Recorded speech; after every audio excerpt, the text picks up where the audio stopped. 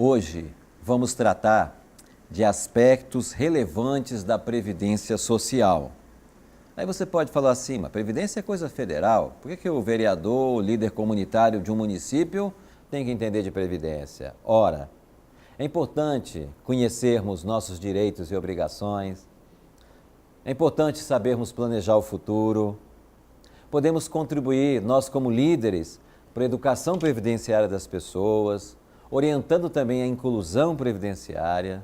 E o mais importante, termos condições de acompanhar o atual processo de reforma da Previdência.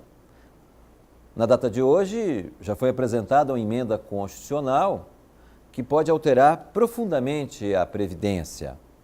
Tanto é que nós vamos gravar hoje esse programa, é um programa que tem conceitos de Previdência, que a maioria deles não muda com a reforma, uma coisa ou outra pode até mudar, e por isso que, inclusive, o próximo ano, 2017, lá para março ou posteriormente, vamos gravar novamente esse programa de maneira mais atualizada.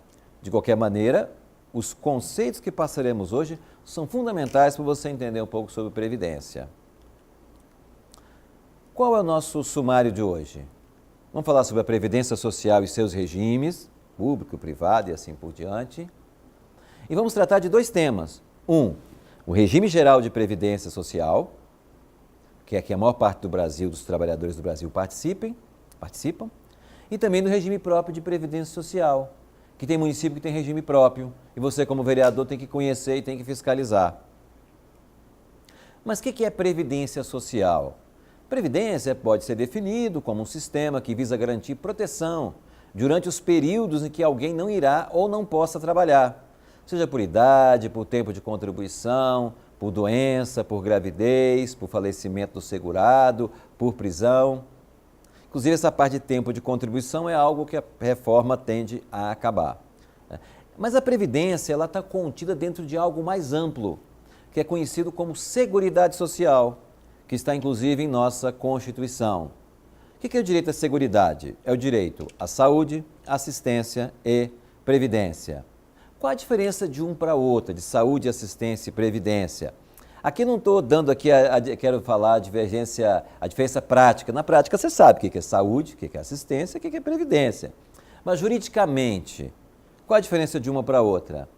A previdência, ela tem o caráter contributivo. Só tem direito a usar de seus benefícios quem dela contribui. Já a saúde, do lado totalmente contrário, a saúde não é contributiva, você não contribui na saúde pública, mas todos têm acesso, ou deveriam ter. Nem sempre a saúde consegue atender todo mundo, mas juridicamente todo mundo tem direito aos serviços prestados, por exemplo, no Serviço Único de Saúde. E não precisa contribuir diretamente. A contribuição para a saúde é indireta. Já na Previdência você tem que se inscrever e contribuir. E a assistência, que também faz parte da Seguridade, também não é contributiva. Mas ela não é para todo mundo, só é para as pessoas que tenham condições de miserabilidade, para as pessoas que precisam. Então você tem o Bolsa Família, você tem a prestação de assistência social continuada, uma série de benefícios que são dados para as pessoas que precisam. Basicamente, então, aí está a diferença jurídica entre saúde, assistência e previdência. Mas no caso que nos interessa é a previdência, conhecida na verdade como previdência social. O nome social já está implícito na questão de previdência. E no Brasil nós temos a separação, nós temos a previdência pública e a previdência privada. E dentre essas duas, há subdivisões. Na previdência pública nós temos o regime geral de previdência. Qualquer pessoa que trabalhe de maneira remunerada, exceto o estagiário, e não seja vinculada a um regime próprio de previdência, ela é segurada obrigatória do regime geral de previdência, que atualmente é administrado pelo INSS.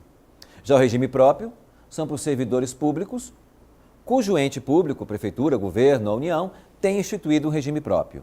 E também temos o regime próprio dos militares, que tem benefícios diferenciados. Essa é a previdência pública. Na previdência privada, ela pode ser, nós temos a previdência aberta e a previdência fechada. Nós vamos explicar daqui a pouco o que é isso. A previdência pública, ela tem um caráter obrigatório. Ela é contributiva e se faltar dinheiro na previdência pública das contribuições, o poder público tem que definir, tem que pagar, tem que garantir o aporte desses recursos. E também tem o regime de benefício definido. A lei define os benefícios e o Estado, o poder público, tem que se virar para conseguir aquele dinheiro e pagar seu benefício. E a Previdência Pública é o artigo 201 da Constituição que disciplina o regime geral, o artigo 40, o regime próprio, e o artigo 42 dos militares. Já a Previdência Privada, que está no artigo 202 da Constituição, ela é complementar, ela é facultativa, ela é contributiva e também ela é mantida pelos próprios associados ao seu regime de previdência. O poder público não complementa. O poder público, se caso tiver um rombo no fundo de previdência privado, o poder público vai no máximo tratar como trata os bancos. De vez em quando ele socorre os bancos, então ele também pode socorrer, mas não com aporte direto de dinheiro. E aí, nós temos uma coisa chamada regime de contribuição definida na previdência privada. O que é isso? Você sabe quanto você vai contribuir, mas você não tem aquela garantia de recebimento de tudo. Por quê? Se aquele fundo, aquele investimento financeiro da previdência privada, como inclusive aconteceu recentemente, alguns fundos de pensão tiveram problemas em aplicações financeiras, por gestão temerária, e as pessoas estão ameaçadas de não receber os seus benefícios, ou precisam pagar contribuições adicionais para poder receber depois. Porque o regime é de contribuição definida, o benefício não, vai depender do valor que está lá aplicado. Agora, eu falei que tem uma subdivisão, essa previdência privada pode ser aberta ou fechada, e é importante você saber essa divisão. A previdência privada aberta é aquela em que qualquer pessoa pode ir num banco, numa instituição financeira e fazer um plano de capitalização. Tem vários planos oferecidos. Ela paga um valor e depois ela vai receber os seus benefícios. É claro que ela vai pagar mais, vai receber menos. Na Previdência Pública, porque o governo investe parte do valor, você paga uma parte, o governo também paga uma parte. Então a tendência é que na Previdência Pública você pague menos e receba mais.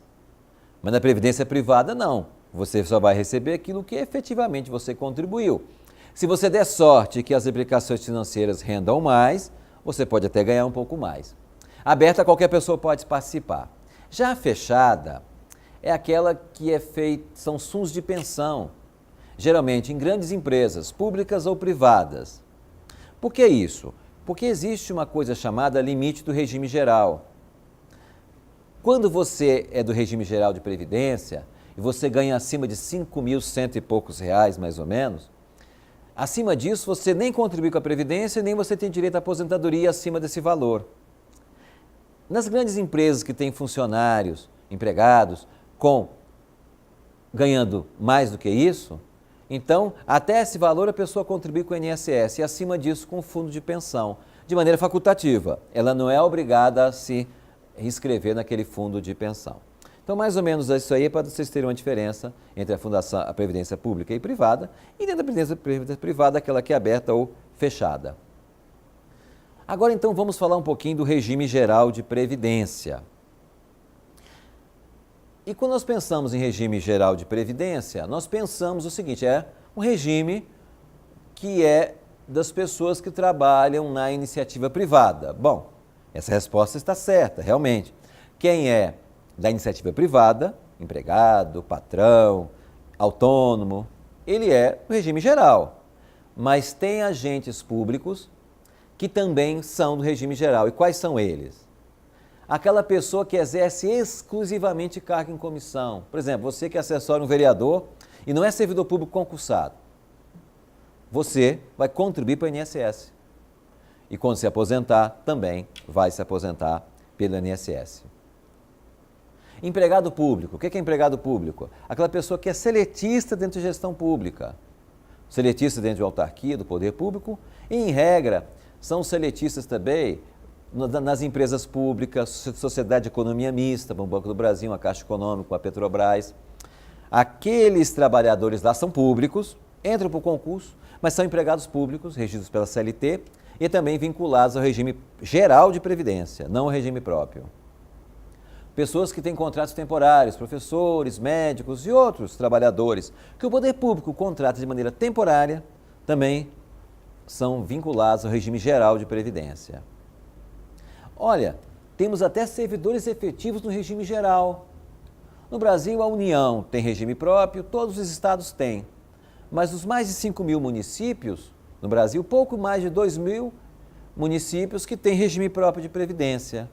Então, se você passa num concurso no município, mesmo sendo servidor efetivo, estatutário, por concurso público, se o município não tiver instituído regime próprio de previdência, você vai descontar para o regime geral de previdência. E por último, pode ser o seu caso, vereador. Se você exerce um mandato eletivo e você não tem vinculação nenhuma com o regime próprio, você será então filiado ao regime geral de previdência. Se você é servidor público e se licencia para ser vereador, nesse caso você vai continuar contribuindo com o regime próprio de previdência. Quais são as fontes normativas do regime geral de previdência? Sempre é importante, quando a gente vai estudar um tema, saber aonde está a lei daquilo, onde estabelece o benefício. Na Constituição, artigo 201. Nós temos duas leis federais, Lei 8.212 e Lei 8.213, a primeira sobre custeio, a segunda sobre benefício do regime geral, sendo que, com essa reforma previdenciária, que vai primeiro alterar a Constituição, posteriormente, com certeza, haverá uma reformulação na legislação infraconstitucional, inclusive essas leis. Temos um decreto 3048, que é o Regulamento da Previdência Social, e uma instrução normativa 77 de 2015 do INSS, que ela detalha de maneira ampla as regras do regime geral. Se tem uma dúvida sobre o regime geral, consulte a instrução normativa 77 do INSS. E tem um detalhe do regime geral que vai diferenciar do regime próprio. No regime geral, nós temos espécies de segurados. Isso mesmo. E por que essa diferença? É porque de uma espécie para o outro, a contribuição vai ser diferente. E também os benefícios serão diferentes.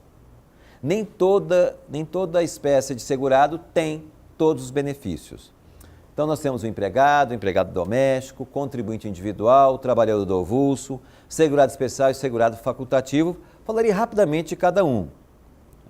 O empregado, nós temos o empregado propriamente dito, seletista, mas tem uma série de outras pessoas, por exemplo, quem exerce cargo em comissão.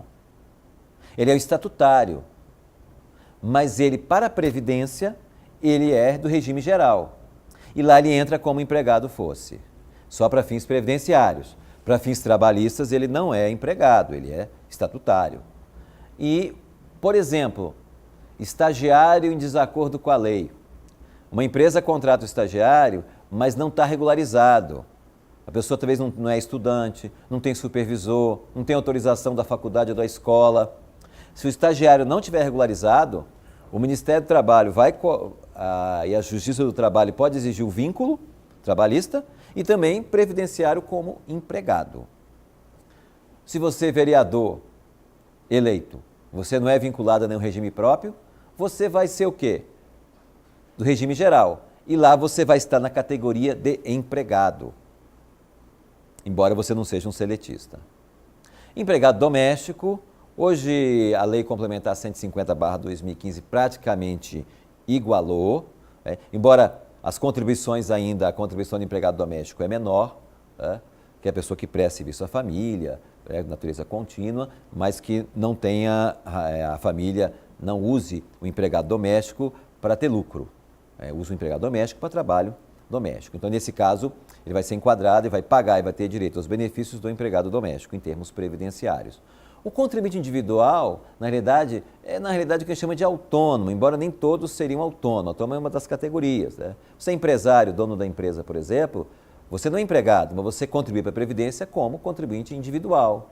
Você é um produtor rural, que não seja segurado especial, por exemplo, garimpeiro, eclesiástico, você é padre, pastor, trabalhador eventual, você participa de uma cooperativa de trabalho, você é um preso e exerce atividade remunerada, você é síndico, por exemplo, e você ganha remuneração por ser síndico, nesse caso, você vai estar enquadrado na Previdência como contribuinte individual. Trabalhador avulso, aquele que trabalha geralmente nas questões portuárias, tem a lei, uma lei 8.630/93, lei dos portos, que regulamenta esse trabalho. Então, tem vários tipos de trabalhadores, seja no porto, na extração do sal, que vai estar enquadrado em termos de previdência como trabalhador avulso. Ele não trabalha diretamente para uma empresa, ele tem a intermediação, ou de um sindicato, ou de um órgão gestor. Segurado especial, não confunda segurado especial com aposentadoria especial. A aposentadoria especial são aquelas pessoas que trabalham de maneira insalubre permanentemente e depois tem tempo reduzido na aposentadoria. Esse segurado especial é a pessoa que trabalha, é o pequeno produtor, que trabalha sozinho ou com um grupo familiar, numa pequena propriedade, sem auxílio de empregados. Esse é o segurado especial que vai ter uma contribuição menor e também vai ter benefícios menores, vai ganhar no máximo um salário mínimo, embora vai contribuir muito pouco. Segurado facultativo. Vamos supor que você não trabalha de maneira remunerada, mas quer contribuir com a Previdência. Nesse caso, você, a partir dos 16 anos de idade, pode se inscrever como segurado facultativo. A forma de contribuir é muito parecida com a do segurado individual. Então, esses são os segurados da Previdência. A Previdência também tem uma coisa chamada período de graça, que é quando você para de contribuir com a Previdência, por ficar desempregado ou deixar de contribuir como individual, por um tempo ainda você tem direito aos benefícios. Isso também, na fase pró-reforma previdenciária, é possível que acabe ou reduza, que isso é um direito importante que você tem. Você parou de contribuir, pelo menos ainda um ano depois você tem direito a benefícios da Previdência. Temos dependentes, que são os filhos, o cônjuge, e esses dependentes eles vão receber auxílio reclusão e pensão por morte. E quais são os benefícios do regime geral, desde que a pessoa preencha os requisitos? Nós temos as aposentadorias, por invalidez, idade, tempo de contribuição especial, por tempo de contribuição que será praticamente extinto com a reforma da Previdência. Tem outros benefícios como auxílio-doença, salário-família, salário-maternidade, auxílio-acidente, que não é bem de acidente do trabalho, porque o acidente do trabalho pode causar auxílio-doença previdenciário ou acidentário. O auxílio-acidente é quando a pessoa perde parcialmente a capacidade laboral e a Previdência paga durante a vida toda dele até a aposentadoria um valor mensal para compensar a perda de capacidade laboral. Temos a pensão por mortes e o auxílio-reclusão, esses dois últimos para os dependentes. E qual o custeio da Previdência? É importante o custeio porque, se você for presidente da Câmara, por exemplo, você vai ter que descontar contribuições do INSS e pagar à Receita Federal essas contribuições. De vez em quando nós temos vereadores, presidente de Câmara ou mesmo vereadores, que são alcançados pela fiscalização do Tribunal de Contas por não ter feito a retenção devida do INSS, da contribuição previdenciária dos vereadores e dos servidores da Câmara. Temos algumas fontes legislativas aí, que é na Constituição, principalmente a Constituição, artigo 195, e a Lei 8.212/91, que fala do custeio da Previdência Social. Nós temos várias contribuições sociais no artigo 195 da Constituição Federal, e lá explica direitinho quais os tipos, e até fala que contribuições além do que estão estabelecido no artigo 195, somente por lei complementar. Regra geral, as contribuições sociais são cobradas só pela União. Estados e municípios cobram apenas a contribuição social dos seus servidores. A União tem várias contribuições, não só de servidores ou de INSS, mas o município e o Estado, eles vão ter contribuições dos seus próprios servidores, por regime próprio de previdência. E como é que é a contribuição? Aí aquela contribuição que é paga, porque na contribuição existe uma parte do empregado, do trabalhador, genericamente, porque nem todo mundo é empregado, e tem a contribuição patronal. Na contribuição, por exemplo, do empregado doméstico e avulso, é uma tabela progressiva. Então, se a pessoa ganha até R$ 1.556, paga 8%. A partir desse valor, até R$ 2.594, paga 9% por mês do que recebe. E desse valor até 5.189, a pessoa vai pagar 11% do que recebe. É claro que se você receber acima de 5.189, o valor acima que você receber não há desconto da Previdência, mas também você não vai ter direito a benefício previdenciário acima desse valor. Esses valores aqui são válidos para o ano de 2016. Em 2017 estarão vigorando outros valores que são corrigidos pela inflação. Tem um detalhe também, quando o Ministério da Previdência, junto com o Ministério da Fazenda, publicam os atos normativos, eles também estabelecem o valor máximo de definição de baixa renda. Atualmente é o valor de 1.212,64. É porque tem dois benefícios, que é o auxílio reclusão e o salário família, por exemplo, que eles só são acessíveis a trabalhadores de baixa renda. Então, se você ganhar mais do que 1.212,64, você não tem direito nem a salário família, nem a auxílio reclusão. Por isso que é importante sempre ficar de olho nesse patamar. Essa é a contribuição do trabalhador. É claro que na hora também de calcular o salário de contribuição, quer dizer, qual a base de cálculo? Os 8, 9 ou 11% vão incidir em tudo que eu recebo? Não. Por exemplo, se o patrão te dá uniforme, uma série de coisas para você trabalhar, se ele paga diárias para seu deslocamento, diárias que não representam mais que 50% de sua remuneração mensal, esses valores que são pagos aí não incidem a contribuição previdenciária. Por isso que é importante ver a definição do salário de contribuição. Agora, peraí, eu não sou nem empregado, nem doméstico, nem avulso. Sou contribuinte individual. Como é que eu pago? Tem várias formas. Se eu trabalho para pessoa jurídica, eu, autônomo, tal, essa pessoa jurídica me retém 11%. E ela paga mais 20%, como se fosse uma espécie de contribuição patronal à Receita. Agora, se eu sou contribuinte individual e presto serviço à pessoa física, eu tenho que contribuir com 20% do valor que eu recebo. É claro, sempre limitado ao teto de 5.189. E tem formas simplificadas. Eu posso contribuir apenas com 11% do salário mínimo, mas aí, se eu contribuir só com 11%, só vou me aposentar pelo salário mínimo depois. E também tem uma forma de tributação mais simplificada, no caso microempreendedor individual, que tem uma renda pequena, que vou contribuir apenas com 5%. Então, esse é o contribuinte individual. Para a pessoa jurídica, ele desconta 11%. A pessoa jurídica desconta 11% dele. Se você presta serviço à pessoa física, você paga 20% do que recebeu. O contribuinte facultativo, ele também vai ter uma participação parecida, só que como ele não presta serviço para ninguém, ele vai pagar 20% do salário de contribuição que declarar. Então, se ele declarar que o seu salário de contribuição é R$2.000, vai pagar R$400 por mês. Também é possível ele pagar somente 11%, mas aí, para baixa renda, mas aí ele só vai se aposentar com o salário mínimo. E também ele pode pagar 5% do salário mínimo, mas desde que seja aí de baixíssima renda, conforme as regras da Previdência assim determinam. Então, isso foi feito para ampliar a forma de inclusão previdenciária, para mais pessoas poderem acessar a Previdência. Também nós temos as contribuições da empresa. A empresa tem que pagar 20% das remunerações totais, tem adicionais, seguro de acidente do trabalho e assim por diante. Então, nós temos várias contribuições que a empresa, e no caso uma Câmara Municipal, por exemplo, ela é como se fosse a empresa, tem que pagar, se ela desconta contribuição previdenciária dos seus cargos em comissão, dos vereadores que não são de regime próprio, ela tem que pagar também as contribuições patronais.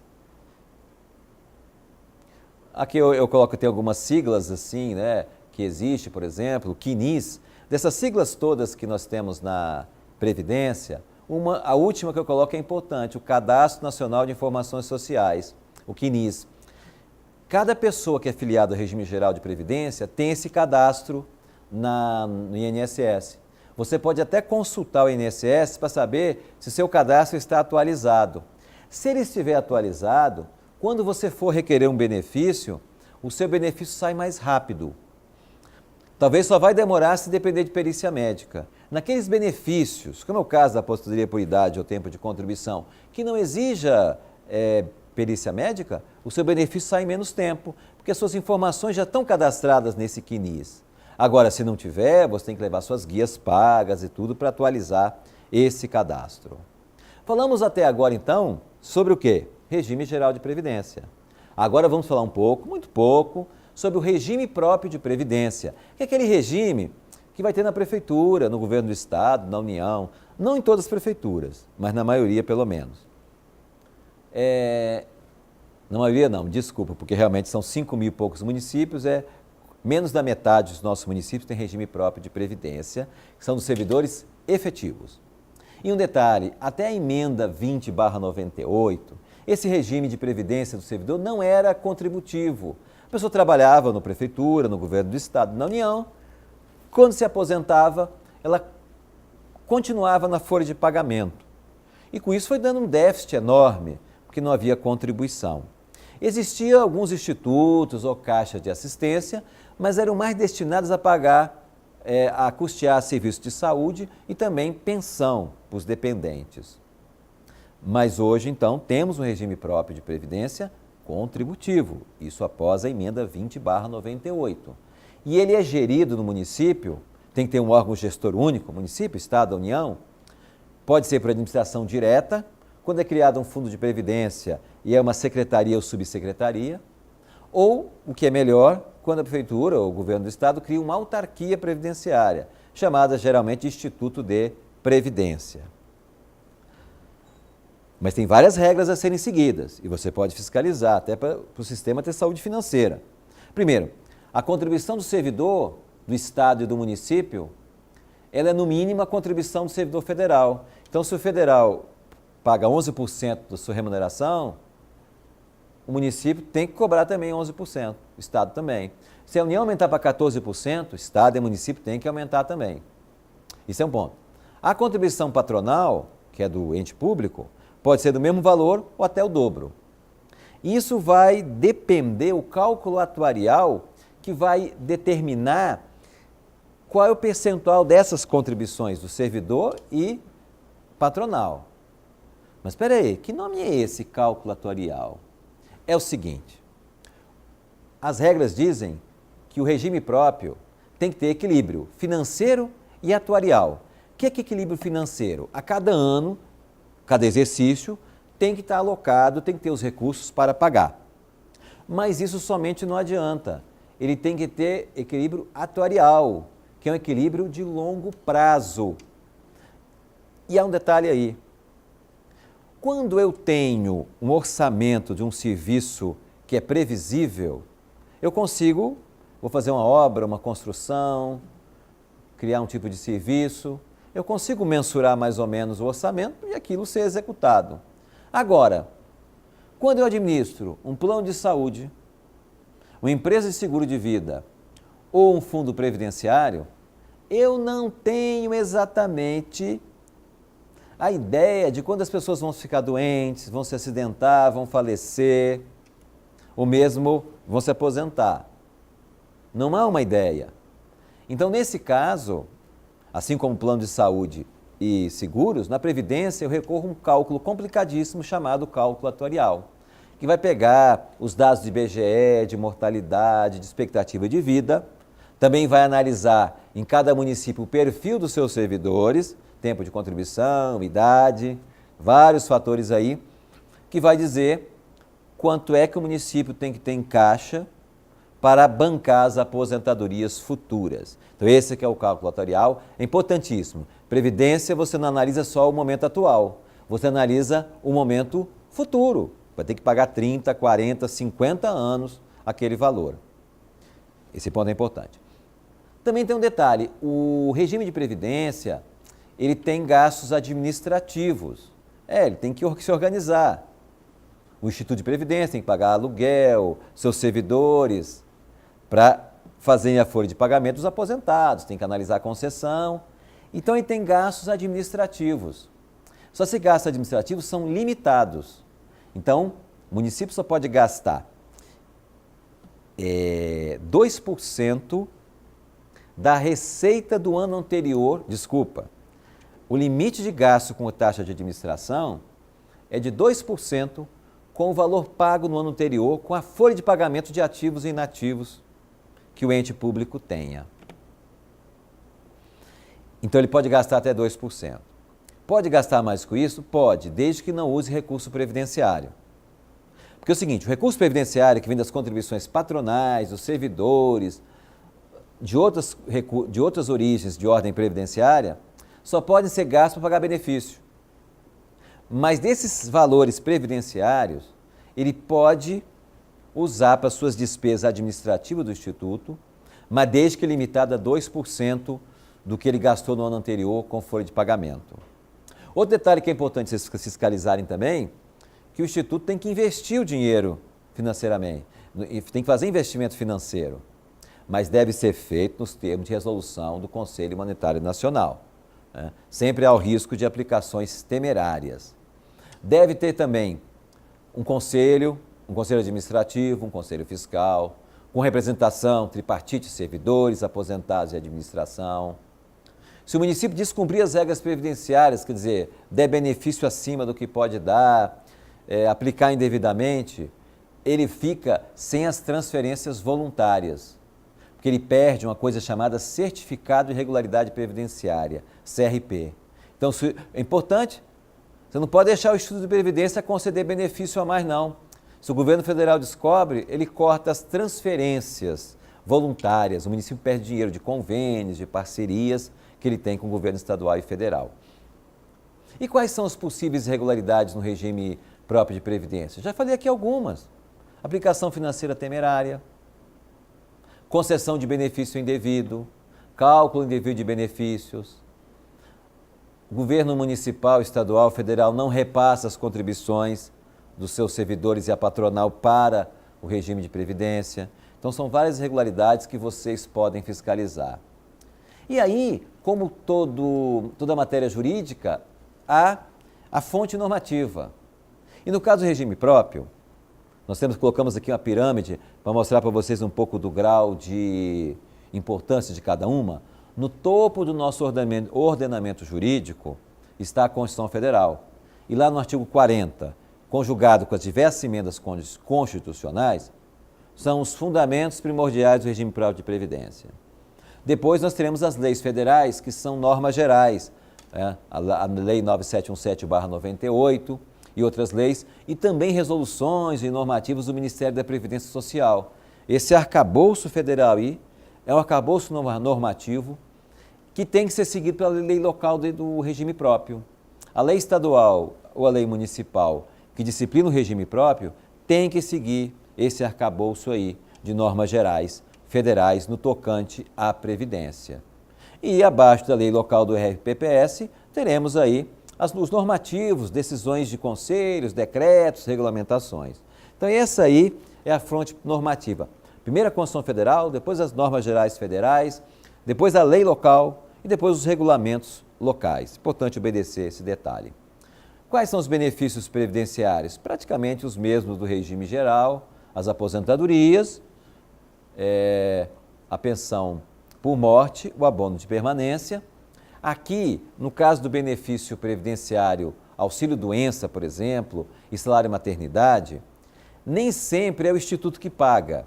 Em regra, quando a pessoa, o servidor público, entra em auxílio-doença ou salário-maternidade, ele continua, ou ela continua, no caso da trabalhadora, na folha de pagamento. Então, regra geral. Mas também pode o Instituto de Previdência pagar esses benefícios. Isso tem que estar no cálculo atuarial. Quais são as regras que tem de benefícios? Isso está sendo muito mudado agora pela reforma constitucional. Mas, basicamente, em Previdência, nós temos 3 tipos de regra. As regras permanentes, atualmente é do artigo 40 da Constituição, para quem ingressou a partir de 31/12. Geralmente as regras permanentes são mais duras, mais restritivas. Tem as regras de transição para aquelas pessoas que entraram até determinado momento ou têm determinada idade. Então, elas não vão ter as regras tão duras como as permanentes, vão ter regras intermediárias. Mas temos aqui as regras, a regra, aí vamos dizer, do direito adquirido. O que é isso? Se no momento que implementa uma nova regra previdenciária, eu já tenho implementado os direitos, por exemplo, vamos supor que hoje não tenha idade mínima. Você já completou seu tempo de contribuição, já pode se aposentar. Sem problema nenhum. Aí surge uma nova emenda, uma emenda constitucional, colocando idade mínima de 65 anos. Se você, pelas regras de hoje, já tem implementado os direitos, apenas não requereu, seja no regime próprio ou regime geral. Nesse caso, vai vigorar o direito adquirido. Mesmo que mude depois, você tem direito. Mas é claro, só vale para quem já poderia pedir aposentadoria, não para quem está na expectativa. Quem está na expectativa entra nas regras de transição. Para finalizar, teve um detalhe aí que é importante registrar com vocês, que isso foi criado a partir da emenda 20, que é a possibilidade de previdência complementar dos servidores públicos, nos mesmos moldes da previdência privada fechada que eu falei no início. Então, é possível que o município, por exemplo, o Estado, ou União, inclusive a União já criou a lei, alguns estados já criaram, estabeleça o seguinte: eu vou pagar para meus servidores de aposentadoria e demais benefícios o limite máximo do regime geral de previdência, R$ 5.100 e poucos reais. Pode o Estado, a União e o município fazer isso? Pode, desde que eles criem uma entidade de previdência privada no âmbito local. E essa entidade, então, vai complementar as aposentadorias. Então, você, enquanto servidor, tem o seu desconto mensal de hoje 11%, isso pode mudar, 11% do que você ganha, até o limite de R$ 5.180 e poucos reais. A partir disso, fica facultado. Você pode não se inscrever no fundo de previdência da entidade e não vai ter direito a complementação nenhuma, ou você pode se inscrever, complementar e pagar um adicional de contribuição, e quando você se aposentar, você vai receber também uma complementação de acordo com as regras que o estatuto dessa entidade estabelecer. Então, é muito semelhante ao regime de previdência do que eu falei antes, privado de sistema fechado.